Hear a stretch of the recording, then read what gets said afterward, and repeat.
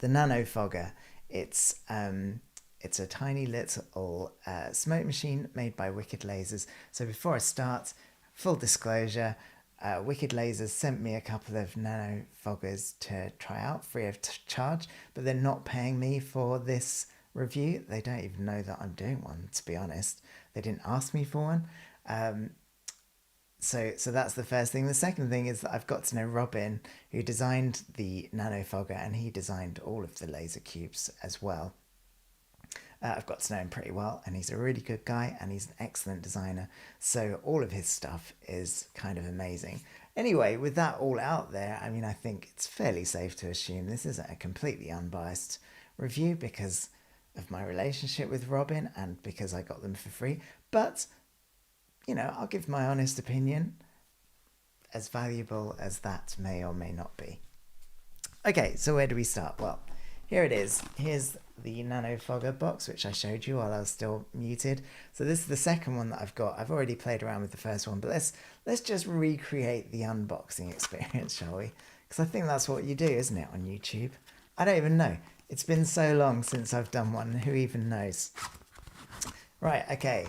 So opening the box, I've even got my product focus system going. What do we have? We've got some instructions. Who cares about that? And there we have it, the Nanofogger. So we've got USB charge cable, USB-C charging. And here's the main unit. It is die-cast alloy of some description. You know, pretty decent quality build. There is literally one button on it and maybe two lights. 2 lights, 1 button. That's what you want, isn't it? From a little fog machine, you just want a button to push. Okay, and then we've got this, which is the, I guess it's the, what do you call it? It's the tank, and it's also the element. That's what you call it, isn't it? The element, that's the word I was struggling for. Right, so pull this off. Oh, I must admit, I'm not quite sure the order you're supposed to do all these things, so I've pulled the end off. I'm going to screw it in there. I mean, that seems right, doesn't it? Let's just screw it in. And pull the end off. Now, the thing that there isn't any of is fluid, and for shipping reasons, Wicked Lasers don't actually ship any fluid with it. But what they recommend is a mix of vegetable glycerin and propylene glycol. It's standard like vape liquid base, right? So if you get a standard vape liquid base, chances are it'll be fine. Obviously, you don't want one with nicotine in. Probably don't want one with flavors in as well. That's just going to be pretty gross. But anyway, a standard mix, or you can mix your own, like vegetable glycerin, propylene glycol. Is very easy to get hold of. But I've got some that I got earlier. This is from a rival company, which I will talk about later. So, pretty sure I should have set up a different camera, shouldn't I? For my next live streams, I'm going to do that. Pretty sure this is how we get in here, through the top there. What could possibly go wrong? Right, so you can see there's a little access point into the element there. Come on, focus. There you go. You see that little hole there? Okay, so I'm going to open this. How do you do live streams again? How do you do YouTubes? Right. Can you see what I'm doing? Just literally squirting it in there. You're probably supposed to soak this for a bit as well, right?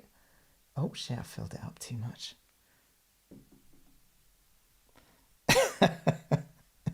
This is gonna get messy. I've already lost the lid as well. I've already lost the top. Where did I put it? I unscrewed it, put it down somewhere. I knew I should have tidied my desk before I did a live stream. Oh, there it is. Just lying on top of a laser controller. That's gonna overflow. That's the thing about these vape fluid things. If you're not really careful, you just get into such a mess. All right, let's just... And it's because I was looking at the camera, I couldn't see what I was doing. That's my excuse. I'm going to stick to it. Right. Okay, I've just emptied the excess off a little bit. Let's stick that, screw it on the end, screw it back on. Right. Now, I suppose officially we should let that settle for a while. Should I just try pushing the button? Oh, there you go. Smoke. I mean, that's easy, right? That's easy, that's cool. So, I mean, what do I use this for? Well, you can see here I work at home with small lasers sometimes, working on liberation stuff. I don't need a big laser, I don't really want to fill the room with haze, but I do kind of want to see what I'm doing. So having this every now and again can be very helpful. Actually, you can just sort of leave it running a little bit and, you know, you've got some haze in your room, it's cool. Do I have a laser? Yeah, I've got a laser, let's have a look. Whoa, so pretty. You know, it does what it's meant to do, doesn't it? So yeah, you know, obviously not really gonna cut it at any sort of venue or anything like that, but just when you're at home and you just need to see some laser beams, like that's it. It's so easy, so simple, and I mean, I think it's actually pretty reasonable as well.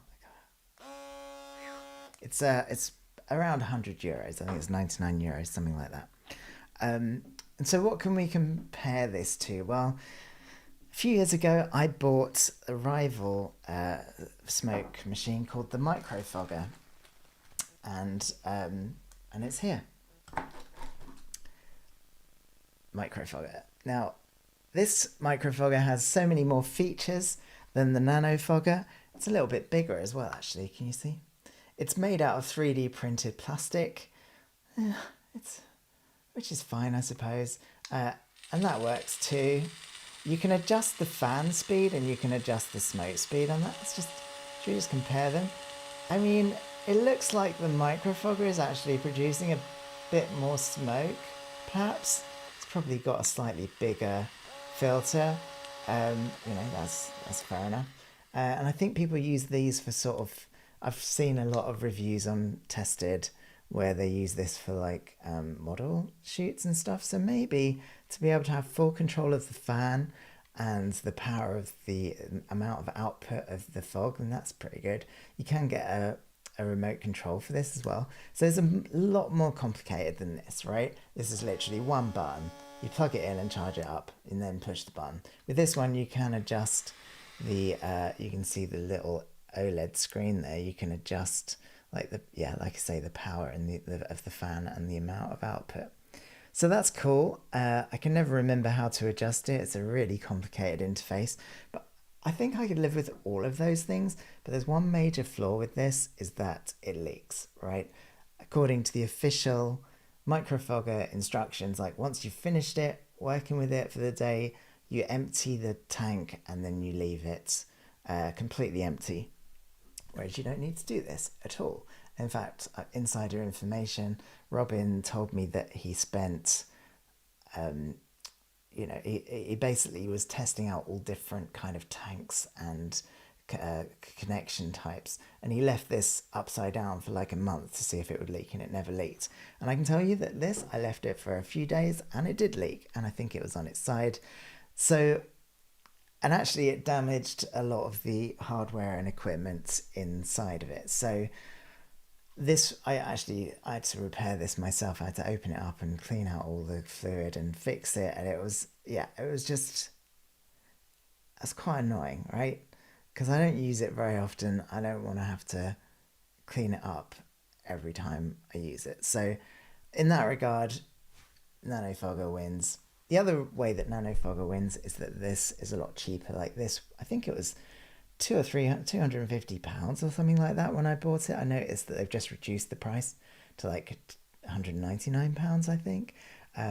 So, you know, if you need that extra functionality of adjusting the variable output and fan and remote control, and you don't mind cleaning it and emptying it every time you use it, if you never store it, with any liquid in at all, then fine. I must admit now where am I storing it? I've been storing it on its side in a plastic bag and it doesn't seem to have leaked since then. Mind you, there's not much liquid back in there. But yeah, leaking was a problem with this one. And it's not a problem with this one. Okay, so that's probably all I have to say about it, really. There's not a great deal to it. It's perfect for just working in your house. I think that you can get much more expensive professional mini foggers. I saw one at the Strictly FX warehouse a couple of weeks ago. They had a more professional one. I'm not sure of the brand. It was just a bit chunkier and had much sort of stronger output. And I would suspect that was many hundreds of pounds. So if you know of any of those, let me know in the comments. But other than that, Wicked Lasers Nanofogger. I really like it. It's simple, it's reliable, it doesn't leak, it's affordable, and it's a lot better than just blowing all your vape liquid everywhere. So, I hope you've enjoyed my review. Let me know what you think. Put comments, questions in the comments, all of that stuff. If you're interested in liberation stuff, I'm going to be doing a lot of updates. There's a lot of stuff happening. So subscribe, turn on the notifications if you want to hear about liberation things. And yeah, I look forward to seeing you on the next one. So thanks so much for tuning in. Now I've got to figure out how to turn this off. I'll put the video back on. Enjoy, everyone.